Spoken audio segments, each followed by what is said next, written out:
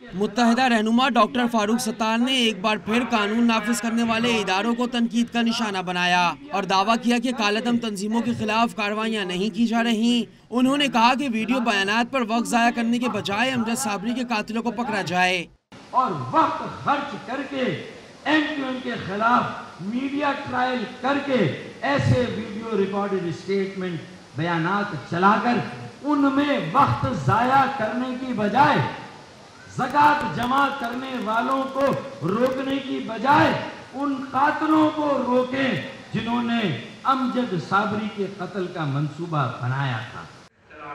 Doctor Farooq Sattar کا کہنا تھا کہ متحدہ کو فلاحی سرگرمیوں سے روکا جا رہا ہے۔ انہوں نے کہا کہ MQM کے کارکنان کو وانٹڈ بنا دینا سیاسی ایجنڈا ہے، لیکن جو کام ہم آئین اور قانون کے دائرے میں رہ کر رہے ہیں، اگر ان کاموں کو بھی روکا جائے گا تو پھر اسے امن قائم کرنے کی کوششیں نہیں سمجھا جائے گا بلکہ اسے ایک سیاسی ایجنڈا سمجھا جائے گا۔